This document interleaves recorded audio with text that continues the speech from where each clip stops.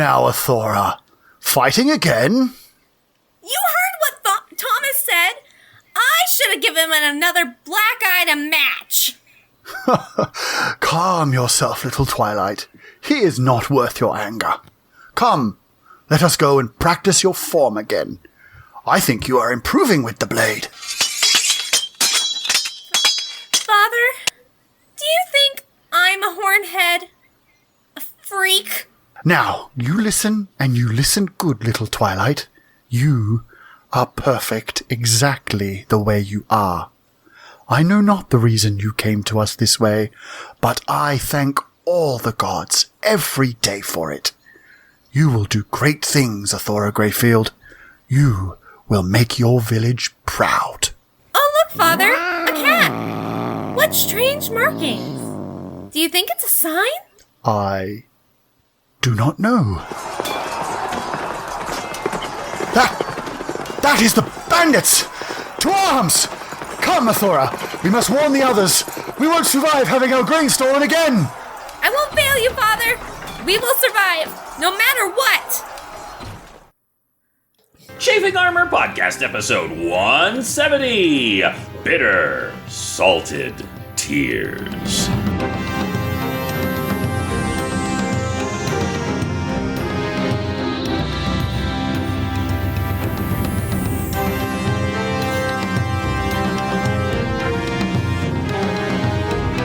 Welcome back to the Chafing Armor Podcast. I'm your host and irascible Dungeon Master, Michael Corley, and with me tonight is Dare. Dare, tell everybody who you will be playing. Greetings and salutations, everyone. I am Dare, and I am playing Tix Birchmanson, your favorite gnome paladin. Very good, very good. And also with us tonight is Lee. Lee, tell us who you will be playing. G'day, everybody. My name is Lee, and I will be playing Corvus Dragonchoked, the were-raven rogue with a mistake. A mistake indeed. We will get into that very soon. And also with us tonight is Izzy. Izzy, tell us who you will be playing. Hello, everyone. My name is Izzy Corley, and I will be playing a mistake, and by that I mean the accidental child of a orcish warlord and human Idiot adventurer man, Merezi Mugra. And also with us tonight with a little more backstory is Riley. Riley, tell us who you'll be playing. Hi, I'm Riley, and I'm playing Athora Greyfield, the tiefling fighter, who's everyone's favorite. And she is everyone's favorite. Everyone on the internet says so. And also, last but not least, we have James. James, tell us who you'll be playing. Hey everybody, I'm James. I'm playing Penton Chalice, a spell scale sorcerer who saw his mom flying around for some reason. What's going on with that? When we last left our players, they had escaped from the Kraken's lair, not only defeating the Mind Flayers, not only dismissing a tentacle of a god, not only narrowly escaping what it would essentially be a death spell from the second half of the Staff of Seraphon, but they escaped with both halves of the Staff of Seraphon. Of course, technically, one of them is not with them right now. It is, quote-unquote, on board a ship. They broke through the water, in the freezing cold water, in the middle of the Sand Swallow Sea above the Kraken's lair, only to find that the boat that they had spent weeks on before, the boat where Tix had fallen in love, dwarven beau, fiance Duncan, but also where they had left Penton's mother, who said she'd be right along, but you know from history that she sometimes gets distracted, and human time is a weird construct for her. As you came up, you found that the boat had been destroyed, and one thing that is happening, especially right now, is one of you is writhing in agony. That would be Corvus Dragonchoked. The sun, it is near noon, and the sun is like stabbing daggers in your eyes. And somewhere in the distance, in the darkest echo that might be, I don't know, a web-strewn abyss, you can hear laughter. It burns! It burns! Oh god, I didn't realize I got him that bad with my halberd. Yes, in fact, a very good memory, Merezi. You did lightly stab him in your taking down of Tredazis, the lead mind flayer. Hey, Tix, get over here. I think he's bleeding out. Tix comes over and takes his cape and covers up Corvus and tries to administer a lesser restoration to see if that helps with everything. Okay. Now, you do have the ability to detect evil. That is something that you do. It's not something that's passive. You put your hand on Corvus and cast Lesser Restoration, a spell that you have used to truly and really help people throughout time. You know, you've restored an injured creature that was permanently marred by the hags. You know, you've really helped people with this. It does not help him because he has been changed by a god. And the reason I say that is you sense it. You literally feel like this mountain underneath him in his soul, and you actually feel the evil. It is not Corvus. You feel a evil that is part of his soul now, like boom, push back on you. Nevertheless, though, Corvus, you do feel a slight lessening of your agony. It's not great, but what also mainly helps is covering your eyes. But the stabbing, like migraine level agony that you've felt does get us slightly better.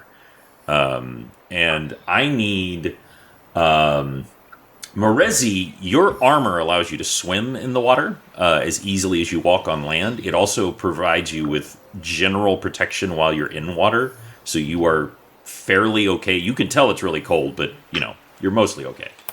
Athora, the cold never bothered you anyway.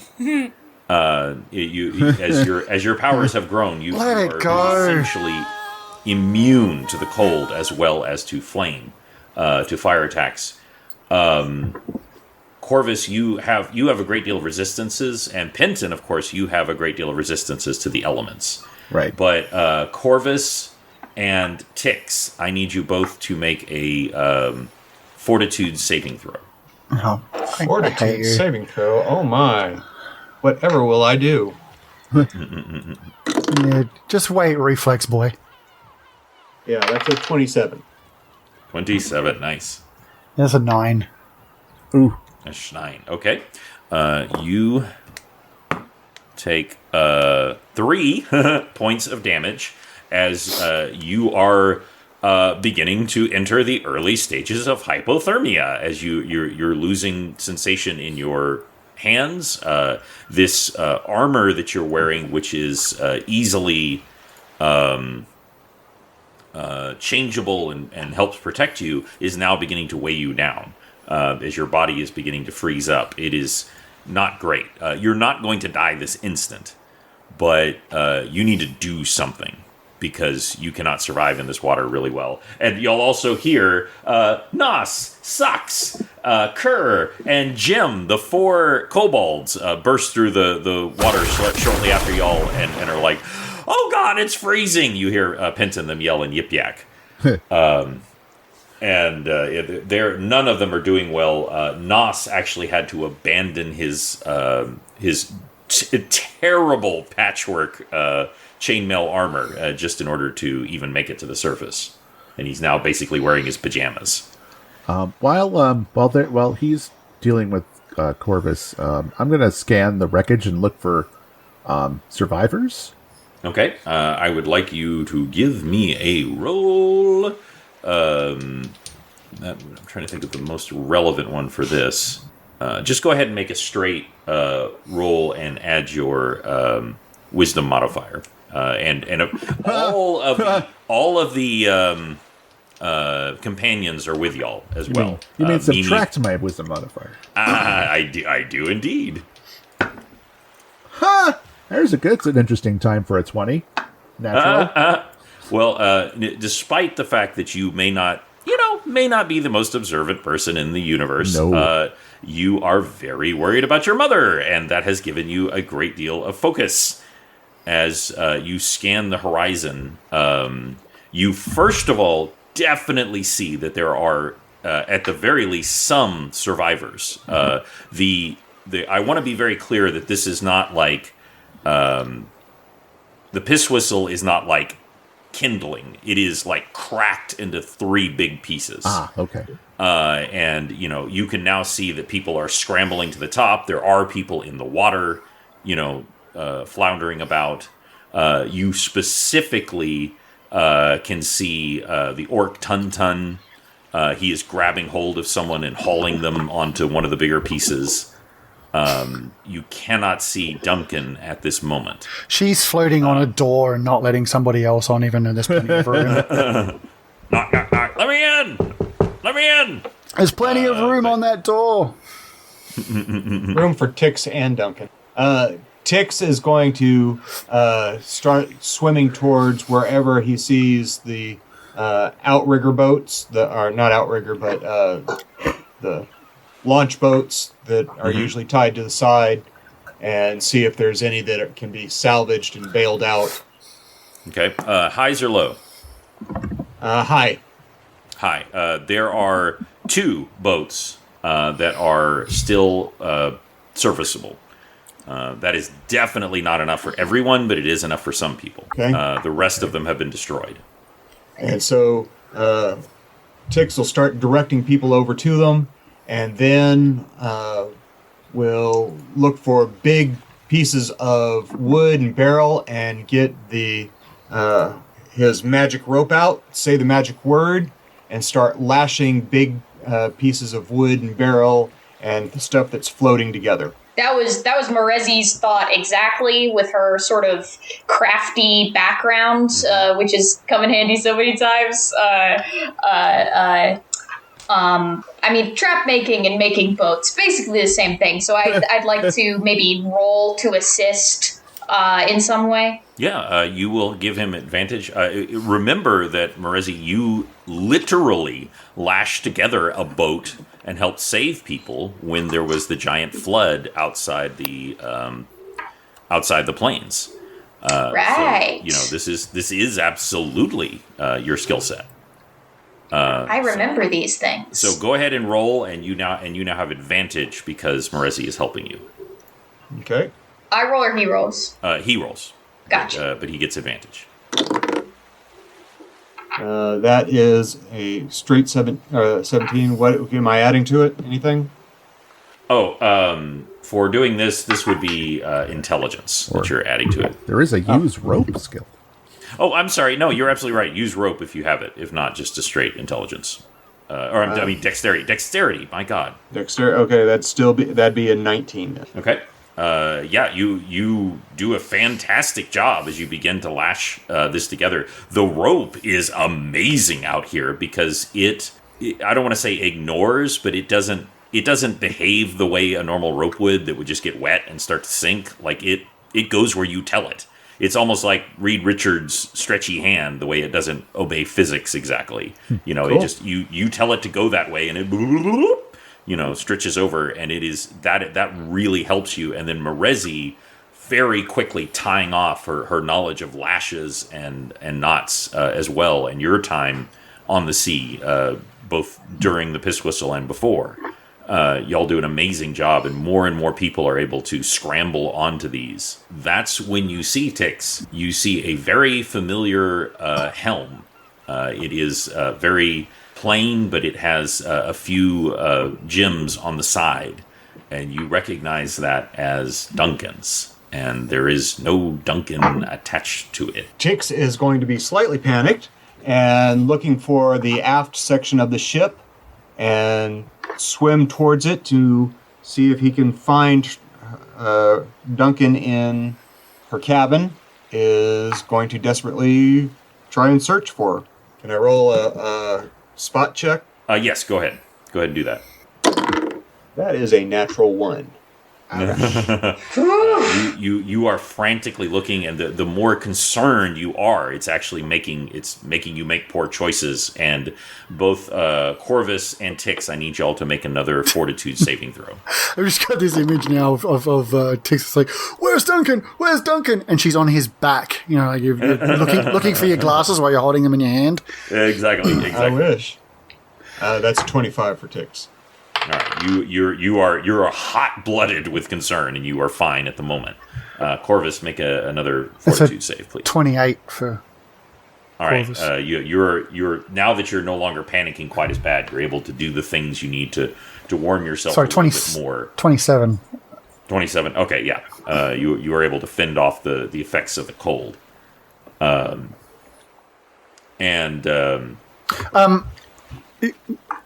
As a means of kind of trying to recenter myself, I guess, Corvus is going to sniff the air with his eyes closed. He's going to sort of like bring down his bandana over his eyes, sort of Daredevil style, just to kind of cover them up a bit more. And he's going to sniff the air for perhaps the smell of brimstone or ozone or burning smoke. He can't see. He just knows the boat has been destroyed. So, you know. Yeah. Make a investigation roll at disadvantage because you are blind. Okay. Or perception, actually. Gather information? I don't know. I'll allow gather information. Yeah, but at disadvantage. Okay. Oh, cool. So that's a... I just forgot how to do math for a second. That's an 18. 18? So with that high roll, you do get a smell that you weren't expecting. Something that you've been fighting a whole lot of just recently, which is mind flayers. You get a strong smell of mind flayer. It is an unpleasant smell. They do not smell good, but it's not just like stinky. It's wrongness and alienness and other plainness. It's the smell of madness and darkness. He says that. Anyone else smell mind flayer? And now that he says that, everyone, there's. I mean, it's like when a skunk has come through an area recently. It's like it just sort of like is hanging in the air. It's this really heavy, pungent smell. Like, I know we were down there fighting them, but we've also been in a lot of water, so you'd think it had washed off us. Coming from you. Yeah, you don't think it's coming from you. It's like it's literally hanging in the air, which is weird.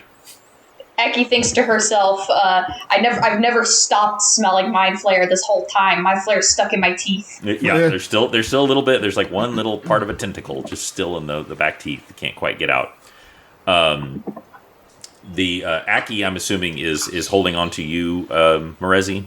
Yes. Yeah. The Aki dog-sized reptile. Aki is okay right now. Aki is much tougher than a regular lizard, but Aki is still a lizard. And yes.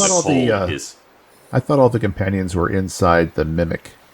They were. Oh yeah. They are, and so I rescind that. They are all currently boing boing, just floating inside this big bulbous Mimi as it floats her out. Mimi's doing fine.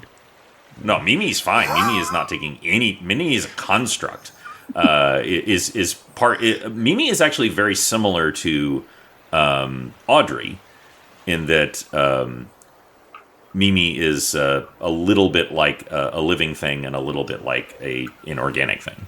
I wish when we first sort of arranged or did this, I wish Mimi I'd made Mimi the luggage. That would have been great. Steamer and Tix, I would like you to make one more roll for perception, which is a wisdom roll. That is a whole 6. A 6. Gotcha. Yeah. You cannot find Duncan, and no one seems to know where she is. Well, this isn't good. Yeah. Go ahead. Penton's main concern right now is while he's concerned with people, he's also concerned with larger situations. So he's going to turn on his magic, his detect magic eyes, and see if he can find a glowing beacon stick somewhere in the area. Okay. As if on cue, as some of the wreckage shifts, there is a vroom, and that's when we remember that someone has wings. As Audrey comes free from some of the wreckage that she was trapped in, and literally just vroom, vroom, just flaps up out of the wreckage, and y'all see this porta potty sized majestic chicken hut flapping up over everyone. Was she with us? Oh no! I'm so sorry. I she's back on land being repaired. No! You were absolutely right. She is on land being repaired. I was thinking, the question that my brain is not formulating. Did y'all bring the other half with you, or did you leave it with her? That's a good question. We left it with her. As far as I know, you left it with her. I think she would be. Okay, forget everything I said. No, she's absolutely absolutely with Prognetti and the blacksmith being repaired. Because it's in the hut nuts, isn't it? Yes, I think it's actually wrapped up in on a hook on the inside. Yes, it is canonically. It is canonically inside her. Yeah, but I apologize. That is all completely wrong. Yeah, we've been drastically underusing that bag of holding, by the way. Yeah, absolutely. But it's basically been a joke. Are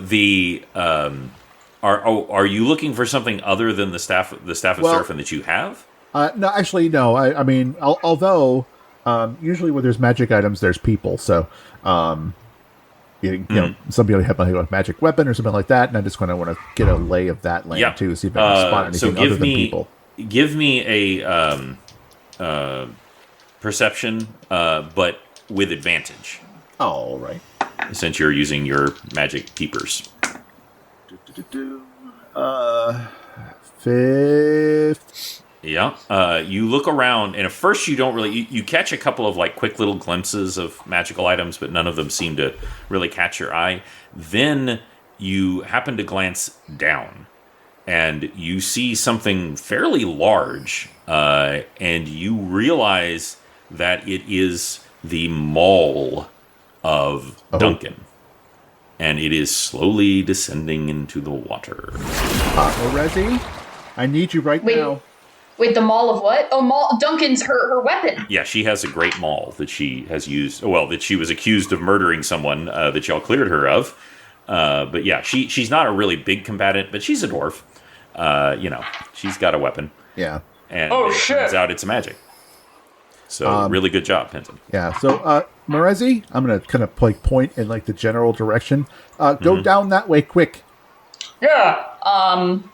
Marezi takes a deep breath, pinches her nose almost comically, and makes a swim check. All right, which she doesn't need to do. Yeah. Plus, you also don't. You do not yet normal. You're making a giant song and dance, and we know it. Oh yeah.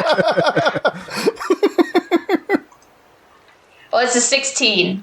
16. My thought is this is sort of the check of not just of being able to swim, but yeah. Well, you can swim really well. You can see really well, but it's still the ocean, and it's a single person, a dwarf-sized person who's slowly descending under the water. So yeah, it's not a guarantee. So yes, but with the 16, you do see her, and you move down. What you see as you're moving closer is that her great maul was attached to a leather strap at her back, and it has gotten tangled or whatever, and it is basically a weight that is dragging her down to her death. All right. Well, I'd like. Shit. Okay. Rezi's going to make a move that's probably. Rezi's praying in her head that this isn't her grandpappy's mole or something. She's going to make a quick drastic move and try to slice the maul off her so that she can carry her. Yeah, this isn't super hard. Obviously, you have a dagger. You have multiple daggers, and you are able to do this. But what I want to see is a couple of things. So just give me a straight attack roll. Gotcha. What am I using here? But My not dagger. but not obviously with your halberd. Just with an attack course. roll. Cut off her arm. Cut off her arm. Cut off her arm. Cut off her arm. It's the only thing. 28. 28. Shit. As you expertly just reach down, your hands feeling no cold whatsoever. You slice through. The maul breaks free, and immediately she's still floating in the water, but she's no longer sinking like a rock. And I would like to seize her and help her out. Okay. You immediately begin swimming up. Or she is unconscious. You suspect that her lungs are full of water. You don't need a medicine check to tell that she's in bad shape. As you burst through the surface, you're holding the form of Duncan. What would y'all like to do? She is not breathing. Get her on one of the... Tix yells at Mrezi. Mrezi, get her over on one of the planks so I can heal her. Mrizzy does what she's told. Okay. Get her up on the Easily, door. it's the easiest thing in the world for you because you are so strong and just boom, and she lands there. She is limp and not moving. Corvus is listening to the rest of the ship drown while we focus on one person. Yeah, I mean it's pretty bad right now, but the others, everyone on the ship does, Duncan as well. You now see just the one of the things smashes open as a lot of the places were smashed together, and you now see Captain Jackson, and she is in full shifter form. She is shivering, her clothes are torn, she is injured, and she is like almost in a blood rage as she comes flying forward, and she sees Duncan and begins moving towards y'all. Yeah, I think And so... now that once Mrezi plops Duncan on, she trusts that her presence isn't really needed much anymore, and she's going to try and see, see if there's anyone else who looks like they need to be hauled onto wood. Okay. Let's go to you, Tix. What are you going to do? So Tix is going to, of course, do basic healing. Try pat her on the back, squeeze the water out of her lungs, and then cast Lesser Restoration on her and cure wounds. Okay. So she is not dead, which because these things would not work on her if she was dead. And there is a moment where you all see her. You check her pulse, you check her signs. You cast Lesser Resurrection, or you cast Heal, you cast Lesser Restoration, you touch her body, and you all see it that literally the spell is cast and the water is drawn out of her lungs. It just comes out and sprays out as the power of your god forces this water out, and just she makes this racking as salt water spews the rest of the way out of her throat.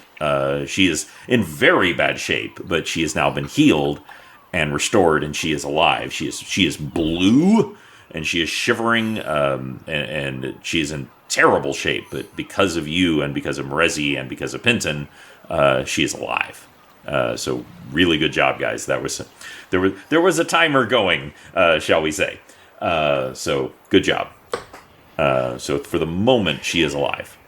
All right, then Tix, once she is stable, will strip out of his armor and put it next to her, and then start attending to anybody else's injuries. Well, there's quite a few. A lot of people are injured.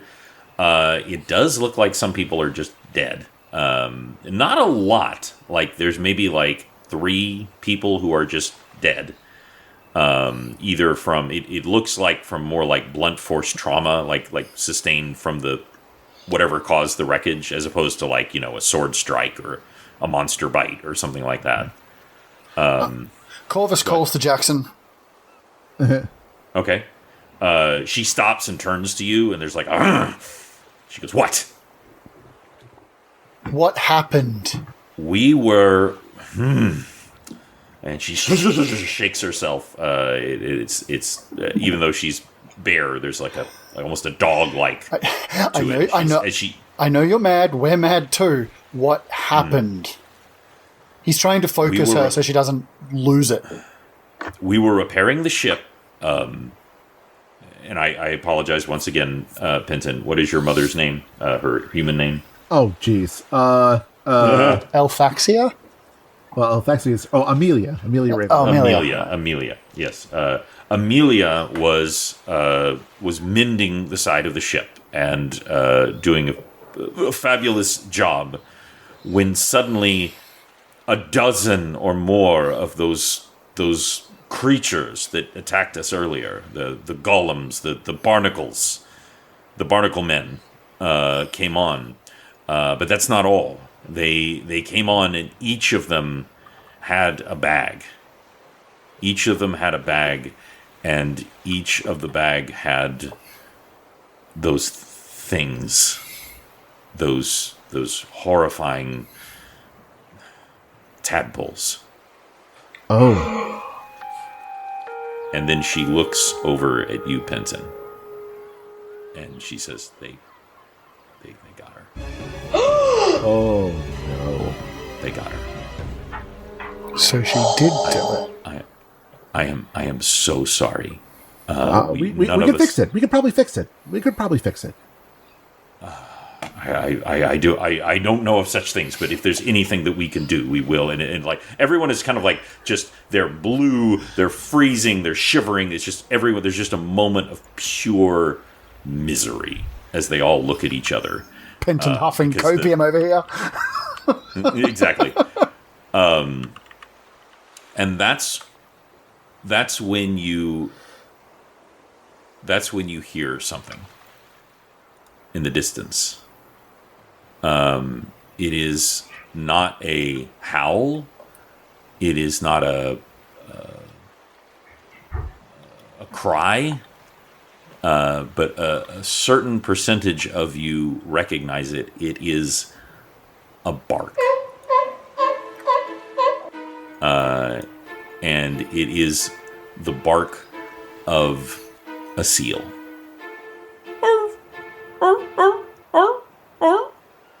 And the water begins to churn near you. And then dozens of seals break through the water, staring at you with black obsidian eyes. Selkie attack. Guard you for a moment. What's that? Selkie attack. That's right. You are now. I want you all to roll for initiative. No. And the one closest to all of you steps forward and walks on the water. Just walks on the water and slowly transforms into a young, beautiful, Selkie woman. And her cloak comes off and she wraps it around her neck.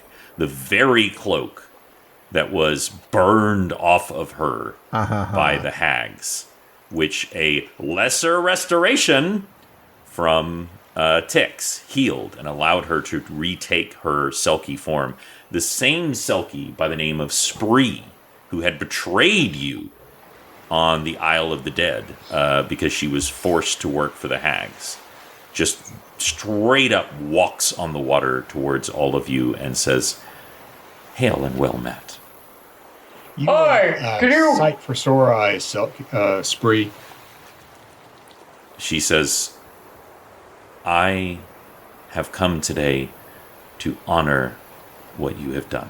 And she takes her hand and she slams it on the water. The water becomes like solid.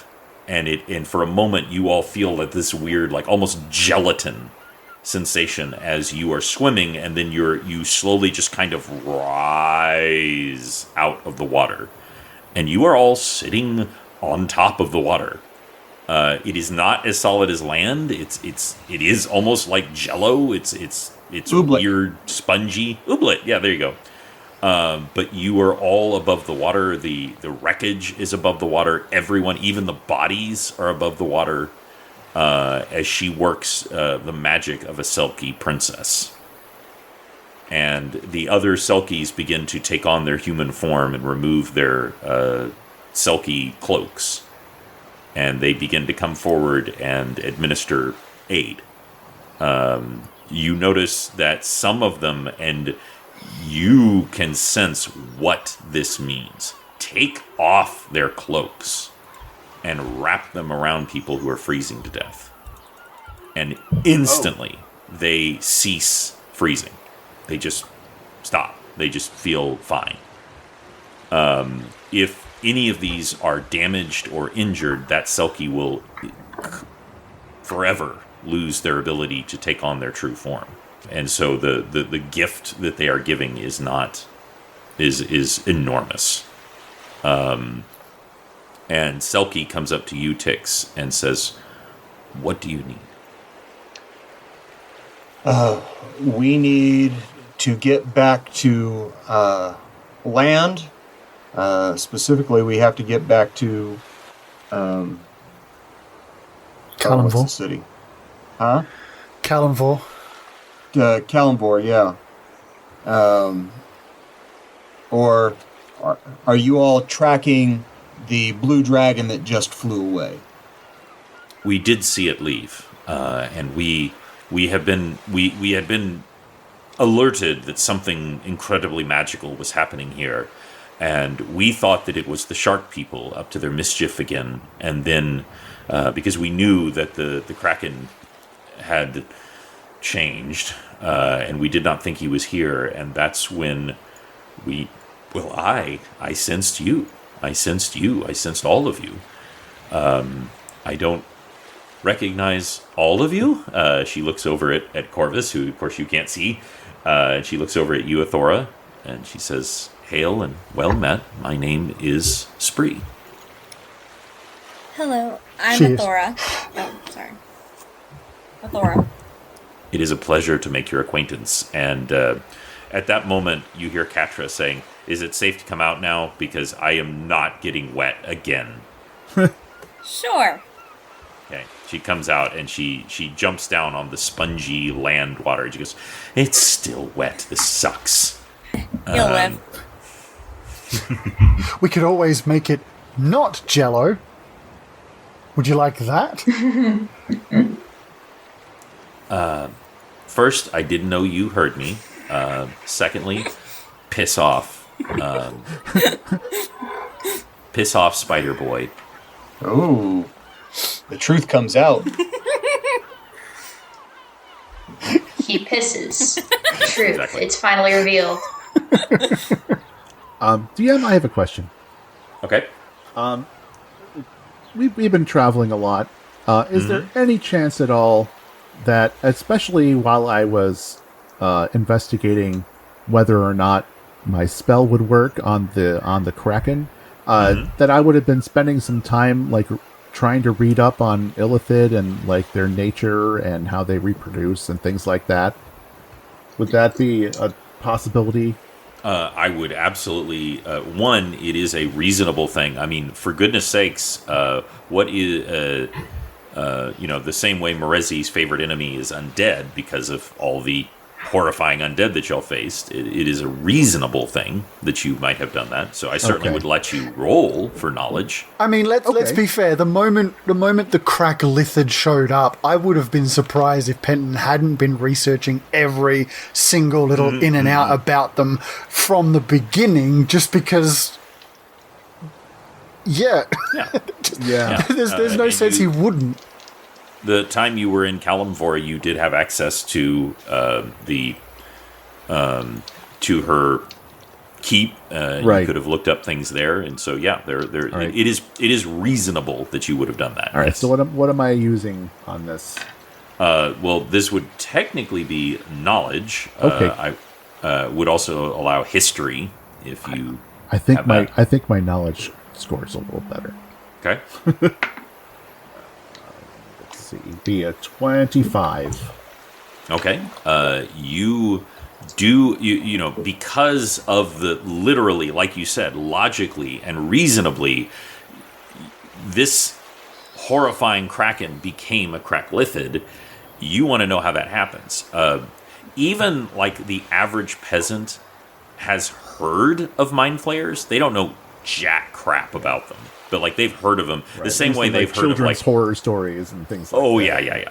What they know is that they eat brains. Everybody knows that mind flayers eat brains. The same way that they know that beholders, spit beams of death from their eyes, even if they don't know what those are. Right. So, but the actual reproduction is a mystery to the average person. So with a 24, you do have a working knowledge of the basics of how they reproduce. Okay. So I'm Penton's going to be looking up into the sky. Is the dragon still in view, or is it just like crested off the horizon? No. She was barely on the horizon when you saw them, and when y'all made the very compassionate and good thing. She would have been out of range of any normal spell anyway. Right. So she and it's pretty disorienting where y'all are right now, but you think that she's going north, which would be towards Galenvor. Okay. Focus up, Benton. Penton's gonna turn to Tix. Tix, we have a week to save my mother. And you're going to be instrumental in doing that. Whatever I can do, buddy. It's going to take a huge healing spell, but if we can get to her before that thing that's inside her finishes its job, we can save her. We'll do it. However, I will make sure the stick takes precedent. But if we can get to her in a week. ... You hear a Thora. You see Katra walking towards you, and she puts a paw up on your steel foot as you stand upon this spongy water, and she looks up at you directly in your eyes, and you hear her in your voice, in your head, which strangely you can actually hear a little bit of this now, Corvus. Not clearly, but like a little bit. And she says, I want you to know that very soon you may be able to use the staff. And you could do amazing things with it. You might even be able to save his mother. Can I insight or something? Do you want to roll Corvus? I have lived among rogues and charlatans and all kinds of manipulators, and this sounds like classic manipulation 101. I am not. Yeah, I want to fight like this. Yeah. Yeah, I tend to agree. Well, only Athora and Corvus heard it. But Corvus, it's very echoey and faint. It's almost like staticky, but it came across. Okay, so that's a wisdom or an intelligence? That is definitely wisdom. Okay, so that's a 22. Deception. I rolled a 20. Okay. You do not know what her motive is for saying that, but what you, as you said, growing up among, living among charlatans and thieves. I was raised by a master manipulator. Yes, and honestly, though, what this is, what hits you like a hammer, is you think of Ineskia, and when he was pulling a swindle. And this is a classic, I am telling you the truth, but I'm not telling you everything. And I'm telling you enough of the truth to get you to do something. Corvus in Undercommon, just reflexively in Undercommon, just says, I'm on to you, kitty cat. Okay. She turns the cat. This she is the size of a house cat, just a slightly large house cat, not even really big, not the way that your boar was big. Turns and looks at you, and for a moment she seems transparent, like you see through her, and there is the outline of something much bigger and something very powerful. She takes one step towards you and she says, "Mind your fucking business, Spider Boy. You've got your own shit to deal with." Corvus smiles and says, "We both do. But somehow I think only you will face retribution if you fail." The only way that I fail is if Athora dies, and I'm not going to let that happen. I am here to ensure that she survives. I am here. Oh, there for are other Athora. ways to fail for those such as yourself. And we both know, don't we? I would like you to make a... I love D&D. I love D&D. D&D is so fun. So in a moment, like she starts to talk, like she's going to say something, and then she is gone. And she is behind you. But you freaking clock it. Like, you clock it. You don't know if it's your new heightened senses. You don't know if it's the fact that you're blind and you are using your other senses. But you know 100% that she is right behind you and she is about to attack. She rolled a 1. And she takes a step and then poof, she is gone. And she is right behind you. She is also invisible. That does not help her because you're blind. So what would you like to do? First of all, how do you avoid her attack? And then what would you like to do? I just move my head to the side. That's all. Just move. Okay. Like, I knew she was there. Like, it just doesn't matter. Whoop. Okay. Also, I can't be flanked anyway, so it doesn't matter. There's a moment, Athora, where she just... You've seen her teleport before now, or at least you thought you've seen her teleport, Athora. Katra is gone. Suddenly, Katra is just swinging down at Corvus's head. Just coming right down. You've seen her decapitate someone when you were fighting on the beach. So you know that she is powerful. Before we go to any kind of initiative or anything, Athora, would you like to do anything? Stop it! And I reach out to try and grab, just not understanding what's going on. Just full on trying to grab. Do I All right, give just make a straight grab roll, which is an attack roll without any weapon bonuses. Oh. So that is a 12. No, 12? Okay. She is moving through the air, so it's actually... And she's a cat sized, and so whew, she slips through your hands, and she turns back and looks at Corvus. She looks at you, and then she literally just sits down, and she starts cleaning herself. So she pretends nothing happened. She does that thing where that cat thing where she looks just like, I'm done. I don't care about any of you anymore. Just starts cleaning herself. Corvus turns to Athora and says, "Keep an eye on that cat. There's way more than you know.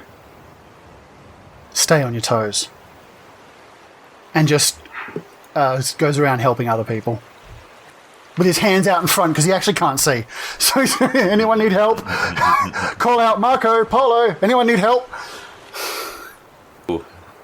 With that, the quote unquote ground begins to shake, and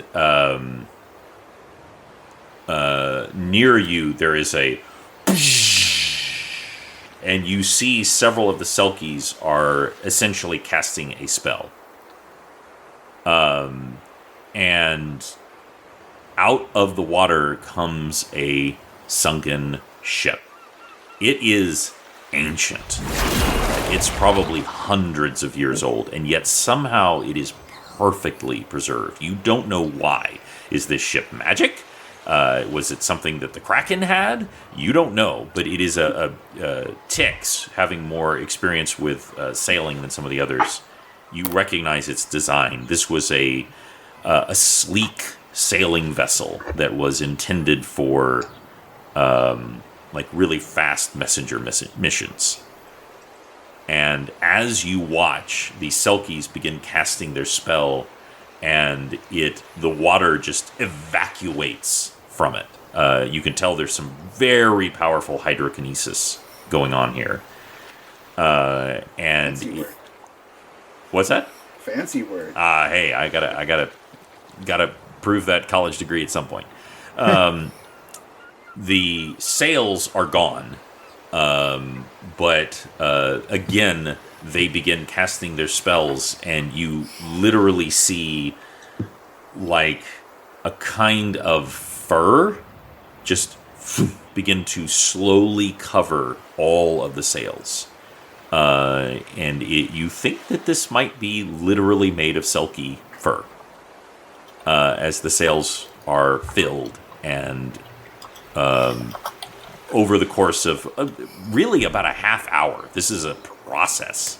I'm sure. As they use this incredible collective magic, something that you're vaguely familiar with, Penton, and that y'all knew from the hags, that when magic is done, like a coven type thing, things are possible that are not normally possible. As they reconstruct this ship. And as they're doing so, Spree is talking to you, Tix, and she says, we can aid you. We can fill your sails. We can increase the speed of the water. We can help you move at maximum speed, but you still are bound by the water to get you all back. That is more than generous of you. Thank you, Selkie, or Spree. I can never repay you, but now I feel like I've at least done something. Oh, you have saved me and my fiancé and given us life. We are even. Your debt is repaid. That I am so glad to hear that. We will get you on the way momentarily. Everyone who can be helped seems to be helped. I do warn you that the shark people have been much more active in this area recently, but I don't think it'll be a problem with us en masse.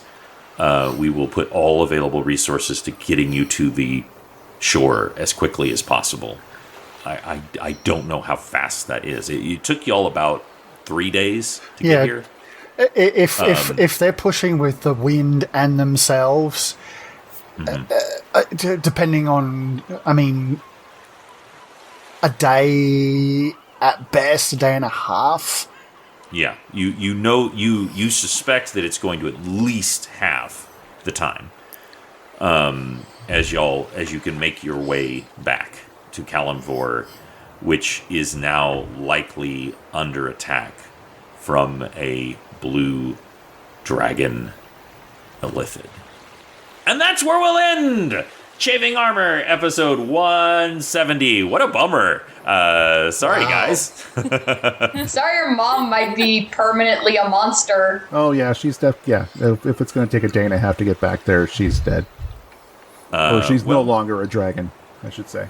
Yes, well, we will see. Things are very bad, obviously. There were many things that led to all of this. I want y'all to know again and again and again. Not everything matters, of course, but potentially everything that y'all do matters. From what we know as well, or what little we know, and all the rest of it, like some of the things. All of this stuff has been encountered with humanoids, since it's generally what gets attacked the most. Who knows what the actions are like on something that is 12 to 20 times larger than a humanoid? it could take this a lot longer than that because it's got a lot more to travel through. We just don't know. More so brain who to knows? Yeah, more brain to eat. You know that a dragon can be infected because during the crossover episode you fought a kraken, and a dragon illithid. But we also one was ancient, and we had no idea when he'd been infected. So exactly. Yes. So it is absolutely possible, but like you said, the exact mechanism, and there was nothing in the books that you read of and this is exactly how long it would take a dragon to change. Right. Right. So, is it bad? Absolutely. Is all hope lost? Maybe, maybe not. You'll just have to see. And of course, but not many research scientists had gods on their side. That's true. That's true. You do have the gods on your side. At least some of them directly opposing you. But you killed one of those, so hey, great. Good job, Marissa. I'm scarred for life. You are still messed up from killing Bane. Permanent god-killing PTSD. So, great job, everyone. Again, we love our listeners so very much. We've gotten so many comments recently. So many people have messaged me on Instagram and sent me just one person was like, "Oh man, I saw the In Memoriam, so now I know that Osokai is going to die, but I don't know when." That was one of my favorites. Will they be in for a treat? So, it's multiple times. So every time they were at the episode where he was falling and they're like, "Oh no, oh no, no," that he survives. So I've been getting some great messages from people, and if you all want to connect with us, just go follow us. Look for us on Twitter, on Instagram. Look for us on Facebook. We're all on Chafing Armor there. We'd love to chat with you, and we love talking nerdy D&D stuff with all of you. On a personal level, I want to say thank you to the listeners out there who have resonated with our characters in any way, shape, or form. We didn't really set out for that to happen, but they also resonate with us. We've been doing this a long time. These are our friends too, and we genuinely appreciate it when listeners can connect to them on the same kind of level that we did. So we appreciate hearing that from you guys. Thank you very much. And if you do have a moment, whatever way that you're consuming this right now, if it's on iTunes, if it's on Spotify, go and just throw in a little review. Throw that in there. Say, hey, this Chafing Armor is fun. It really does affect the algorithm and helps people find us. Throw We us some sure appreciate 5-star reviews. We'd really appreciate it. That helps out so much for people to find us. You can find us on Patreon. Help support us so that we can continue giving you these great adventures. We have so much in store for you. We're even looking ahead, and I am so excited for what comes next. Oh my God!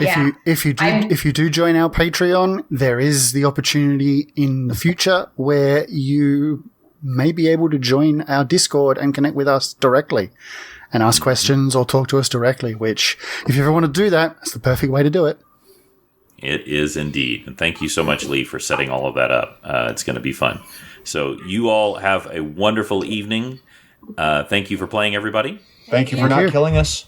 No, Thanks for killing my mom. Yeah, that's right. It's just your mom. But until next time, y'all take care, and we will roll with you soon.